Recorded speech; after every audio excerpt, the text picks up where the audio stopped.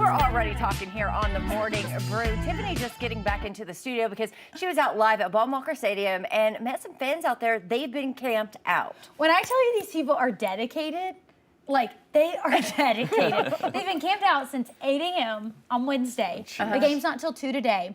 And they were telling me that what they do is like they take shifts.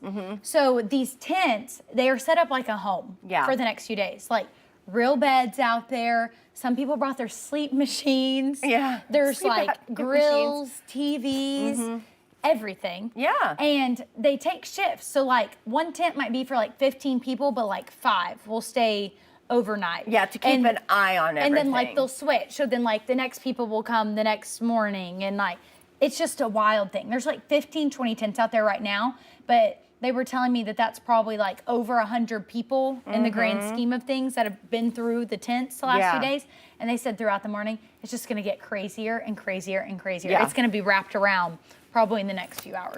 The first pitch today is at 2 o'clock today, so some baseball on our mind today. It'll be beautiful weather for it. First pitch is about 72 degrees, plenty of sunshine, light wind. Couldn't ask for better weather for this. Oh, that sounds fantastic. All right, another big thing sort of making waves today is the Scripps, the National Spelling Bee, right? Got a winner, a 13-year-old from Texas. Now, couldn't have been Arkansas. Right, I know. The word here, though, is éclaircissement. I've never even heard that word, Joe.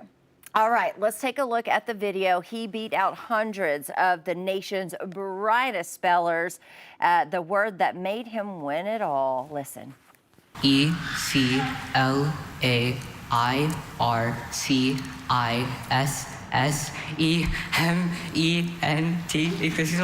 That is correct. He knew, He knew. Now, I feel like, okay, having heard how the word was spelled, I don't feel like that was too hard, but they would have said the word, and I would have been like, what is that word? Well, I feel like once you know what the word is, it sounds kind of like it's spelt. Does it? Because I thought it would be like a cluzy mint, a munt, but it's a cluzy small. I have no clue, but I would have, oh, was that him? He's been doing it this long? Yes, forever since he was a little tyke. That word, so he's just a little super genius. I know, definitely. The word, though, means a clearing up of something obscure. Who knew, right? Faison Zaki, I think is what his name is, making the comeback following his second place finish last year. Okay, so what's so cool about this? I wish we could have gone. We were in Washington, D.C. earlier this week and last week, and when we went to the Library of Congress, that's where they were holding a part of it. I don't know if that's where the finals were or anything, because it was the early stages of it. But it said, Scripps Spelling Bee, this way. I was like, wait, that's so cool. Maybe you could go in there and take a few run at the words. Oh, I still misspell restaurant. Come on, I would be done Tiffany. for. No, it's really cool what goes into it. A really good movie that depicts it is called Aquila and the Bee, if you've ever seen it. Okay. It has Lawrence Fishburne in it. He's like the guy that trains the gal. And so you know how they ask for like the language of origin? Yeah. So the reason why they ask it, one of the reasons is like in Latin, there's no F's. There's only PH. Okay. So if they ask and they know it's Latin, like, all right, there's no F's in the word. It helps you spell. Yes. Interesting. So that's why they, it's just an example, but I like found that out from that movie. And what they do is, I think this happened a couple years ago, when they get through all the words, if they run out, then they go through all the previous winning words, and they just keep going. And if they run out of words, then they just tie. I think a couple years ago, it was like 4 or 5 people tied for first. They run out of words? Yes. That's wild. I guess they give them like words that they study and have to know. Right. And so they can't go off track. Yeah. I mean, not to brag, guys, I got second place in my second grade spelling bee. Not a big deal. I got out on airplane. Mine was, I think, it was 3rd grade, I think, or no, 1st grade, and the word was surprise. Ooh, that's That's tough. hard. Well, with my, Oklahoma accent, you kind of miss one of those little letters in there. Because you say surprise. Surprise. Hey, I would have misspelled oil and for. Well, he beat out 243 contestants. He's taking home $52,000, that's a lot. donating a portion of it to a charity. That's awesome. That is awesome, but he could also put some of that back for his own charity called college. Yes, But at the same sir. time, I think he'll probably be getting a full how, ride. Yeah, with how smart he is, I would say he'll have no problem getting anywhere. Yeah, sure. definitely. So, all right. Tiffany, why don't you just take this one? You Okay, love it. Yes. guys, this is my favorite story. This is everywhere online right now. A pair of nuns in Brazil, they've gone viral for beatboxing during a musical performance on live television. Take a listen.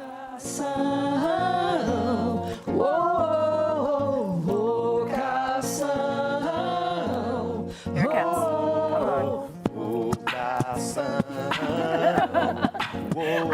dance moves with it. I think that's the best part. And then they try to join in with them. Look at them go.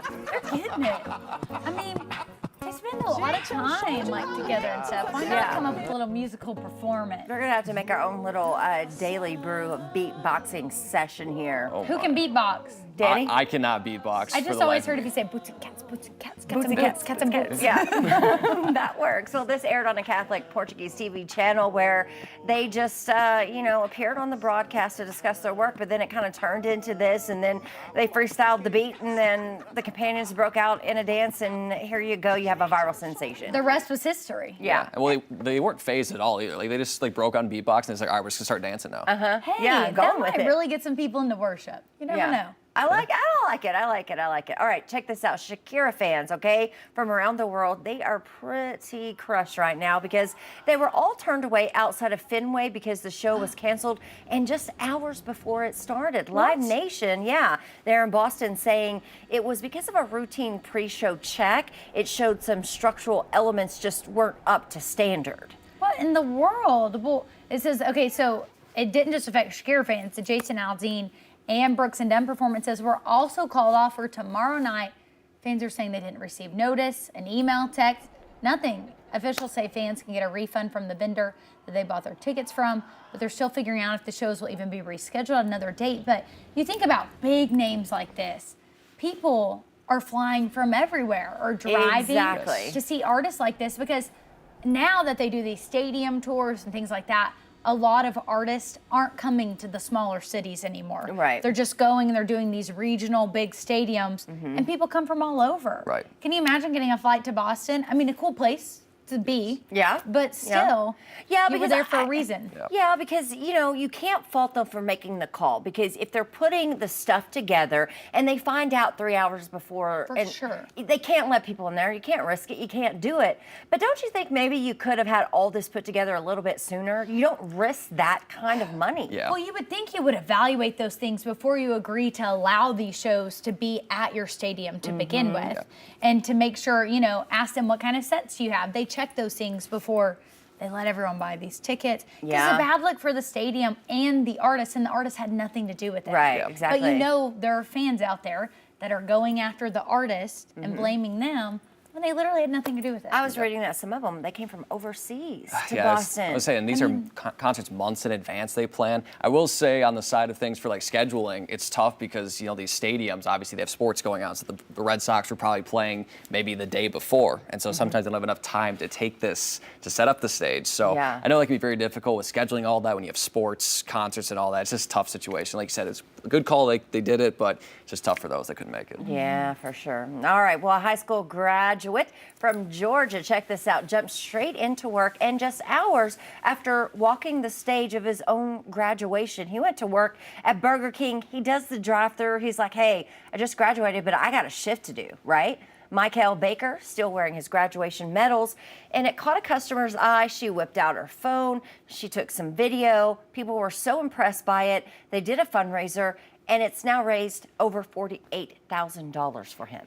Yeah, I love this. I think the best part about this story is that it says that he was planning a gap year, but now college might be coming sooner than expected. Because according to what college you go to, I mean, if you go to a really expensive college, you'll pay for 1 year, 1.5 years. A semester. Yeah, but if you go to like a state school or a community college or a trade school, like this could really put a dent in all it. of it, but it'll do a good big year or dent. two for sure. Mm-hmm. Yeah. And two, just to see that work ethic, right? With him. And he was proud, which is why he's still wearing all that. He wanted his coworkers to know. Yeah, definitely so. I love it. He looks really cool. All right.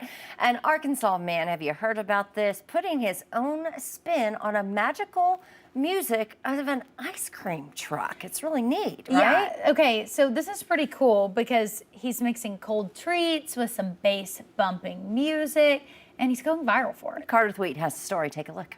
Here is the speaker that everybody's going crazy about. It's been 5 years since Joseph King of Jacksonville got the idea. I hadn't seen an ice cream truck in so long, and I was like, I need to bring that back. Yeah. Then I talked to a few friends about it. They was like, man, that's you all day long. You need to do that. But Joseph knew to stand out, he needed something original. So while his ice cream cools you down, the volume on his speaker is all the way up.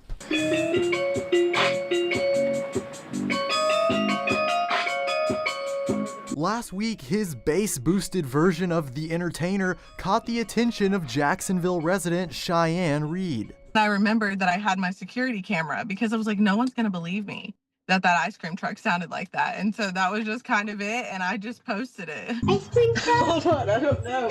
It's been 5 days since then, and the video has now been viewed over 3 million times, with nearly 900,000 likes. It's 3 or 4 days later, and I'm still getting likes and comments and shares, and it's just been kind of wild. Wild is a word Joseph says he would use too, saying this isn't something he ever expected. It just felt like a regular night of selling ice cream. But he's happy with how it's all working out. That's a real good feeling, a really good feeling. Something I've been waiting on for a long time. How cool is that? Yes. I just love it. I love ice cream trucks. You just moved into the apartment that I used to live Yes. in, and he was like, did the ice cream truck always come by at 7:45? Are you getting ice cream in the I know, evenings? I might have to tonight. Well, the problem is that, so I go to bed at like 6 o'clock, and it's on a schedule. It comes by at 7:45 every evening. Every, I was gonna say, every evening. Monday through Sunday, it seems like. So, I think tonight, because then, the weekend's ahead. Yeah. Pretty nice weather. I might have to splurge a Now, little the bit. difference in us was I was wide awake at 7:45. Were you hitting the ice cream truck? Well, unfortunately, my last year to live there was in wedding mode. So a lot of days I watched it pass with tears streaming down my face. But there were quite a few times that I'd go out and I'd get it, and it'd be fun because Branch would come over and we'd like get it and eat it on the patio. And it is a good experience. You have to do it. They had Oreo Dippin' Dots. Yes. I think that was the best. I think I know my order now, so that It sounds was really like good. $4 Yeah. too, and I got 2 times out of it. Yeah. I love the rocket ones, and then the SpongeBob ones with the wonky eyes. Yeah, that's always classic. good. And I always loved the Toll House ice cream sandwiches. Oh, yeah. Do you remember those? They had Yes. like the chocolate chips around Yep. the ice cream. Yeah. I I'm find getting myself hungry. though mostly I get just like the banana pop. Okay. I like like, it. yeah. Just simple, There you but go. it's good. I always like to get one that is harder to find at the store. Yeah. Yeah. That's good. All right, hard enough already, right, to learn and play an instrument, but imagine taking a veggie, hollowing it out, and then playing it, right? The London Vegetable Orchestra turns garden goods into working instruments. Check out their rendition of When the Saints Go Marching In.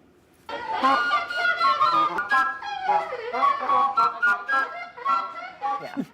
It's a little bit rough, but It's a little hey, pitchy. you're playing a cucumber, you're playing a carrot. I say it's a win. They get some If we're slack. being honest, that's what I sounded like when I had to play the recorder in the 4th grade. I was going to say, we were talking about this, I think, a couple days ago, that when or at least when I was in school, we had to do it in front of the entire class. And if you passed, we had like certain songs like Hot Cross Buns. If you passed, you'd get a little ribbon around your recorder. And if you didn't, you'd just have to try it again. So we'd be playing recorder in class, and then all of a sudden you just like look over and you got a guy that's like at 15 ribbons, and then me with like 2. I don't think we had to play it in front of the class. I can't remember. I know that we had this book, and it like we had to practice this amount, and then our parents had to sign off on it. I think it was 60 minutes a week. Sure, yeah. And then we would like do songs in music class, and it was like how advanced you were, you got to move on to the next. Yeah. But it was kind of like whatever you're comfortable with. So a lot of times we'd be like, oh yeah, we can do that. And then it would Well, sound where did you go to terrible. school at? Because your school's calling people out over there with those ribbons. Yeah, I would say Minnesota education for you. They're tough up there in Minnesota. I tell you what, they hold their people to a high standard. And even like band class too. I played the trumpet. I was actually pretty good at the trumpet, but once I got my braces on, game over. That little mouthpiece you have to play it on. Yeah. I would like, yeah, I would say that's some PTSD. I'm not going to go into it, but props to the people for playing out of a darn carrot. I mean, that's. Yeah, that's good. At my school, the cool kids went to band in 5th and 6th grade. Yeah. Like you picked after the 4th grade, and I quickly realized after the recorder, not my thing. No dice. So Yeah. I stayed in music class, but band was the cool place to be in the 5th and 6th grade. Like all the football players and all those Oh, people. Well, really? because you guys went to pretty big schools, right? No, I graduated with 60.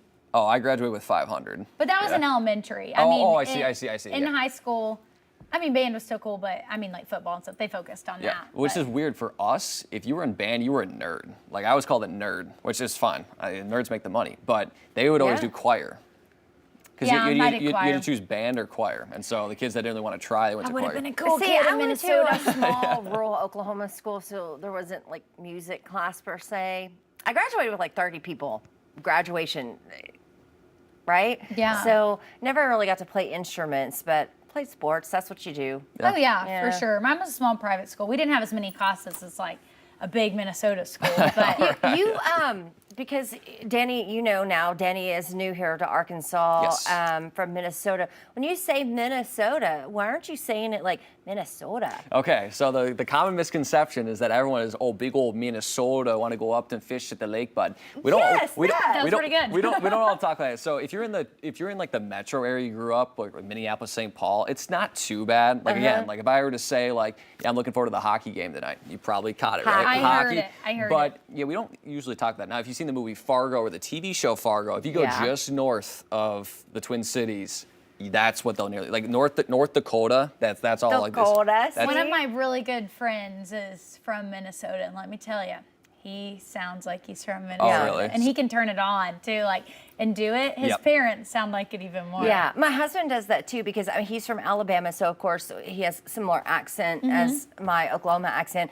But whenever he gets on the phone with his dad, who still lives in Alabama Oh. now, it gets The accent comes the out. accent. It turns into like this Cajun Southern. I don't know what it is, and I can't even understand half I think of what we they're all saying. do it though. You Yeah. know, kind of the environment you're around. Yep. Like I can find myself sometimes going a little more Saline County, Benton, Arkansas. Yeah, I hear it from her too. It just depends on sometimes the story. If it's even mentioning Saline County, it comes back. You know? Yeah, I know. I feel like I've gotten rid of most of my Oklahoma accent over the years working in TV because I need to be able to pronounce words. I still don't. But if I would have, just been me from the beginning, it would be so thick, it'd be hard to I'd be understand. for it, Joe. I'd Yeah. like it. I know, it might work. I don't know. All right, so let's talk weather because it is Friday. We Yes. need to get into that. Looking pretty decent. Yeah, looking very nice over the next few days. Again, we still have a little bit of dense fog out there. I'll check the cameras behind me. It is thinning out a little bit. Again, it thins from the ground up, so just be mindful of that, especially in northwest Arkansas. I think by 9 a.m. it'll clear out, definitely by 10, but otherwise looking very nice. Can you see that light rain chance Saturday night into Sunday, mainly overnight? The big thing is going to be for us next week. It warms up, it gets a little bit muggier, and rain chances look to be pretty scattered and maybe widespread by Tuesday night. Possibly an additional 1 to 2 inches of rain. Again, it's still a little far out, but something to keep in mind. But hey, let's get on the short term. Beautiful today, beautiful the next couple of days. Take advantage of this really nice weather as we head into June. All right, sounds good. Hey, thanks so much for joining us here on the Daily Brew. Well, I hope you have a great weekend. We'll see you back here on Monday. 7 a.m. See you then.